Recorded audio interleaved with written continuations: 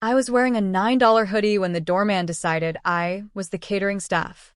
He was about to learn how expensive that mistake would be. My name is Harper Ellison, 33, and I make more money before breakfast than most people see in a year.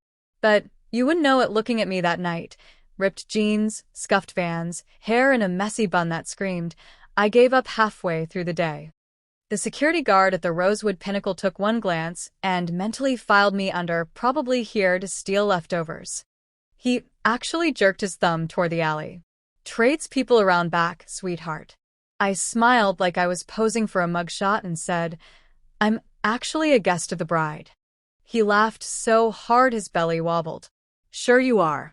Name? Harper Ellison. Sister of the bride, Chloe Ellison. The smirk froze, but he still didn't move. I could have whipped out my phone, called my sister, ended it in 10 seconds.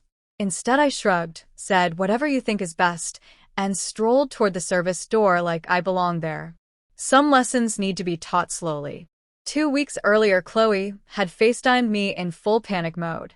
Please, Harp, wear something decent for once.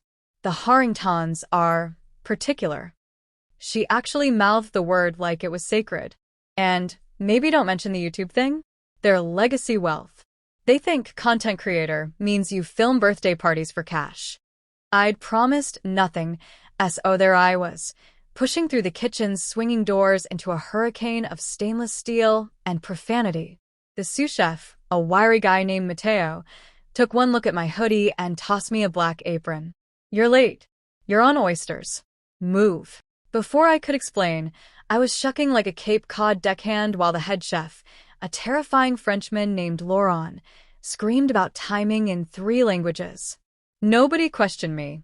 They were too busy trashing my sister.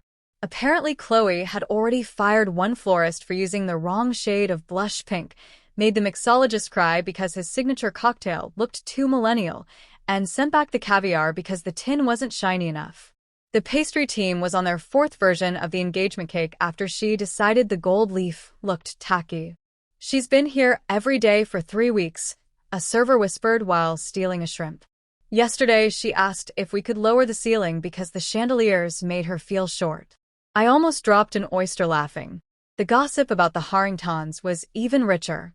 Old money, so old it predated zip codes.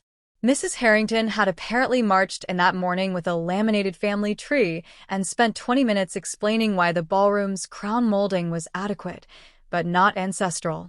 She kept calling the hotel manager dear boy, even though he was 50.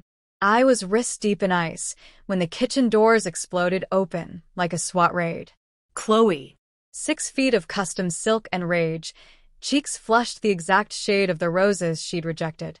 Her eyes swept the room, landed on me, and performed the most impressive double take I've ever seen. Harper, she hissed mortified. Why are you wearing an apron?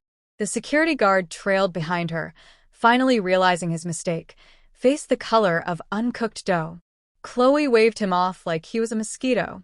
It's fine, Roger, she's family. The word family came out strangled. Every single person in the kitchen went silent. Forks stopped midair. Even Laurent shut up. I wiped my hands on the apron, slow and deliberate, then untied it. Actually, I said, loud enough for the cheap seats, I was just helping out since you're short-staffed. You're welcome. Chloe looked like she wanted the marble floor to swallow her whole. I stepped forward, still in my ratty hoodie, and smiled the sweetest smile I own. By the way, sis, Mrs. Harrington asked me to pass along a message. She's thrilled you're joining the family, says it's about time they injected some new blood into the bloodline. I paused. Her exact words were, fresh DNA is so hard to find these days. You could have heard a caviar pearl drop. Then I reached into my pocket, pulled out the tiny velvet box I'd been carrying all night, and flipped it open. Inside sat the vintage 8-carat diamond ring our grandmother had left me, the one worth more than the Harrington's summer house in Nantucket. I slid it on. Almost forgot, I said. Grandma wanted me to wear the family ring tonight.